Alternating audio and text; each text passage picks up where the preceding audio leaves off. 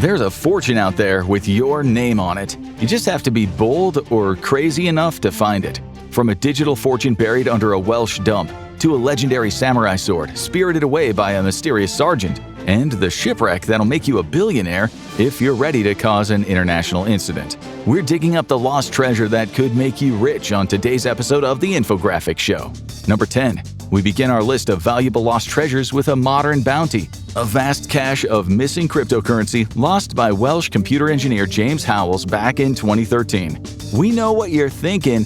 Isn't Bitcoin non-physical? How can you lose it, let alone find it? Well, it's a lot easier than you think, and this probably won't be the last time it happens. Howells was a prolific Bitcoin miner, and the key to his wallet, containing around 8,000 Bitcoin, was a cryptographic private key stored in an encrypted hard drive. Real Matrix-type stuff. In 2013, while doing some spring cleaning, Howells accidentally mixed up his crypto drive with another old one. He handed it off to his girlfriend, who took it along with a pile of other digital junk to the local dump. He realized the mix-up just a little bit too late, a moment that has probably haunted his dreams for the 12 years since. The Newport landfill, where the hard drive is now located, contains 1.4 million tons of waste. Howells has since devoted his life to getting the hard drive back, which has resulted in a kind of cold war between him and the Newport City Council, who have some pretty valid concerns about him wading through Trash Mountain to search for his Bitcoin. Howells has suggested everything from hedge fund financing of a massive private dig to the use of AI or even those creepy Boston Dynamics robot dogs. But despite legal threats, the council has held firm. The value of the lost Bitcoin is around $751 million as of February 2025, which is life-changing money no matter how you slice it. So why is it so far up this list? It's because of the volatility of cryptocurrency. Compared to your more traditional treasures like gold, jewels, or lost artifacts of historical importance, what any one piece of crypto can cost will vary massively from day to day. It's valuable now, sure, but who knows what it'll be worth in 10 years, as technology changes and other cryptocurrencies enter the space. Next up, a daring Mafia plane heist that was immortalized in a movie. Number 9. This one might not be quite as lucrative as excavating an encrypted hard drive out of a monumental mountain of garbage, but it is way sexier, and it involves the Mafia, planes, and murder. If you're a fan of the movie Goodfellas, you already know a little about the Lufthansa heist. On December 11, 1978, members of New York's Lucchese crime family, led by robber and killer James Burke, pulled off a daring heist at JFK Airport, ripping off a Lufthansa cargo plane loaded with cash and jewelry. The heist was a success, and all it took was some bolt cutters, a little pistol whipping, and some hostage-taking. The gangsters were able to take home a tasty $5.87 million, which adjusting for inflation is over $28 million today. And to this day, none of the money or jewels has ever been found. But before you go looking for it, you should probably know that this might be a real-life case of cursed treasure, because a lot of the people died in the aftermath of getting it. When Burke realized that people were looking into his activities after the robbery, he cleaned house and massacred a lot of the people involved. The getaway driver, Stax Edwards, was shot and killed. Martin Krugman, who first conceived of the heist, was dismembered. Richard Eaton was found tortured to death, hanging from a hook in a meat truck. Tom Monteleone was shot dead. Louis Cafora's body was never found, along with his wife Joanna. Joe Monry and Robert McMahon were both found dead in a car, having been shot execution-style. And Paolo Licastre's body was found naked and pumped full of lead on top of a burning trash fire. So yeah, that's probably all worth thinking about when you go searching for lost Mafia treasure, though it's possibly all been laundered into oblivion through various Mafia front businesses by now. Then again, you have to consider the fact that the value here isn't just from the hidden treasure alone. If you found some of the Lufthansa heist fortune, you would make just as much money by selling your story. Maybe Scorsese would even work it into a Goodfellas sequel. But even that isn't as cool as a legendary lost sword created by a Japanese katana master. Number 8. Katanas, also known as samurai swords, are some of the coolest weapons ever created. And no Japanese swordsmith is more iconic than Goro Honjo Masamune, a medieval maker of swords and daggers, which were coveted by some of the greatest nobles and warriors in Japanese history. And no sword among his vast collection of iconic blades was more important and more expensive than Honjo Masamune. It allegedly got its nickname from the most famous user, General Hongo Shikanaga, though no one really knows how it came into his possession. Over the centuries, it racked up a legendary history, passing through the hands of powerful figures before being declared a Japanese national treasure in 1939. At that point, it belonged to Prince Ieyasu Tokugawa, a Japanese political figure. Things got complicated during the American occupation after World War II. The U.S. Army made it illegal to own or produce swords in Japan, likely out of fear that they would be used in attacks against stationed American troops. The Foreign Liquidation Commission was out on the case collecting the now illegal weapons, and among them was the Honjo Masamune, handed over to a local police station by Prince Tokugawa along with the rest of his collection. And that's where an American soldier identified only as Sergeant Coldy Bymore, which is definitely not a real name, took possession of it. The sword was never seen again after that, and it's one of, if not the most coveted lost weapons in the world. Today it's impossible to know exactly how much it's worth to the Japanese government. But if you're able to track down the friends or relatives of Sergeant Bymore, well, you might be able to collect north of $100 million for your trouble. The fact that we can't know for sure is why it isn't any higher on this list. And what kind of list would this be without some legendary pirate treasure? Number 7. The infamous pirate captain Edward Teach, better known as Blackbeard, was one of the saltiest sea dogs to ever rove the ocean. If merchants or sailors saw the Jolly Roger flying over his ship, the Queen Anne's Revenge, well, they knew it was time to make peace with the Lord and prepare to go meet him. Blackbeard's brutal acts and frightful reputation helped him net millions of dollars over the course of his relatively brief pirate career. By the time of his death in 1718, he's said to have amassed $12.5 million of classic pirate treasure. But Blackbeard may have been hiding his true power level, claiming that his real treasure, quote, lay in a location known only to me and the devil. Oh, pirates, so dramatic. Whether it's secret treasure or the confirmed $12.5 million in loot, none of Blackbeard's ill-gotten gains have ever been found. And if you're not worried about being haunted by the ghost of history's most legendary pirate, your best bet might be his old stomping ground, Ocracoke Island in North Carolina. That's right, Blackbeard's area of operation was in and around the early Carolinas. But treasure stolen by pirates is one thing. What about treasure stolen by the literal Nazis? Number 6. In the year 1800, the Polish princess Izabela Czartoryska decided to put together a casket filled with some of her family's most valuable trinkets. Those included a portrait of Queen Constance of Austria, a silver rosary that belonged to Queen Marie Leszczyńska, a gold watch, and a gold snuff box covered in diamonds. In total, there were 73 different artifacts from Polish royalty throughout the ages tucked away in the casket. It's impossible to put an exact price on the royal contents, but given it was lost during World War II, you're at least looking at several million. The casket and its contents somehow managed to survive over a century of political strife and regime change in Poland. That was until the Nazis came a-knockin', and the occupation in Poland put everything into jeopardy. The casket, along with another collection of historical valuables from Czartoryski Museum, was transported to a repository in the town of Sieniawa.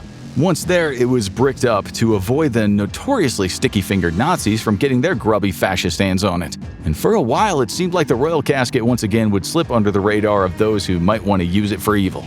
Until, of course, a German mill owner decided to reveal the hiding place to the Wehrmacht, who immediately plundered it for all it was worth. None of the pieces were ever recovered, so they might still be out there sitting on the mantelpieces of Wehrmacht descendants. Speaking of stolen royal treasures that are still out there.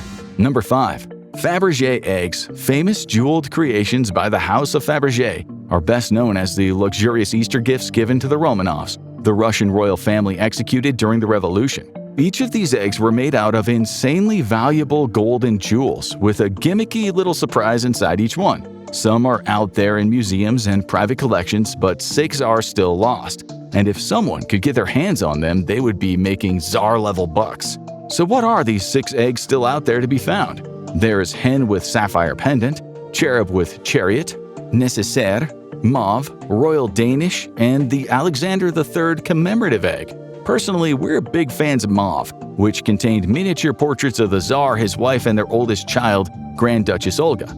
Nobody really knows where they are, but if you do manage to track even one down, you're in for a hell of a payday. Back in 2015, an anonymous man from the American Midwest realized that he was in possession of one of the lost eggs, back when 7 were still unaccounted for. After consulting with experts to verify authenticity, he was able to sell it for an eye-watering $33 million. When taken as a full set of 6, they're basically like the infinity stones of getting insanely rich. But much like Thanos, you'll probably need to kill a bunch of people to get your hands on them, so you should really weigh the costs before you try anything. Now from treasure stolen from the Russians by Russians to money stolen from Romanians by Russians. Number 4. On sheer numerical value, this one might take the prize, with the total estimated value of 15 billion euros. The catch is that it might be the hardest one on the list to obtain, if obtaining it is even possible at all.